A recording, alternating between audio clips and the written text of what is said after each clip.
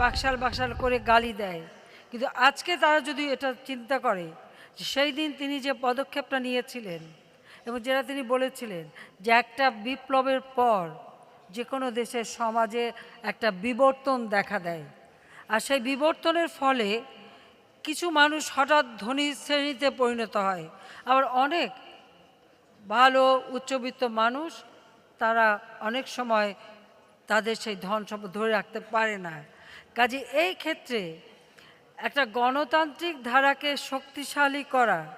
এবং জনগণের যে ভোটের অধিকার সেই অধিকারটা নিশ্চিত করা একান্তভাবে দরকার। তারই পরিবর্তে তিনি চাইলেন যে মানুষ যেন তার ভোটের অধিকার সম্পর্কে সচেতন থাকে, যে অধিকার তিনি দিয়েছিলেন ৭২-এর সংবিধানে। তিনি এটা করেছিলেন কারণ আমি নিজে জিজ্ঞাসা করেছিলাম যে আপনি এই পদ্ধতিটা করলেন কেন, তখন বললেন যে হঠাৎ একটা সমাজে যে বিপ্লবের পর বিবর্তন হয়, সে বিবর্তনের ফলে যখন মানুষের কাছে কিছু মানুষের কাছে পয়সা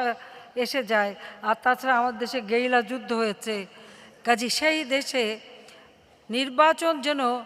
অর্থ আর লাঠি দ্বারা নিয়ন্ত্রিত না হয়, নির্বাচনের অধিকার যেন জনগণের কাছে ভোটের অধিকারটা থাকে আর তার প্রতিনিধি নির্বাচন করার অধিকার থাকে, সেটা নিশ্চিত করবার জন্যই এই পদ্ধতিটা আমি শুরু করেছি। কাজে এটা যে বাংলাদেশের জন্য কত উপযুক্ত ছিল এক সময় এদেশের মানুষ সেটা উপলব্ধি করতে পারবে, আরও ধীরে ধীরে উপলব্ধি করবে বলে আমি বিশ্বাস করি।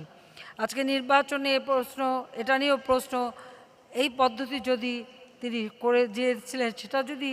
কার্যকর করে যেতে পারতেন তাহলে আর এইসব প্রশ্ন উঠতো না।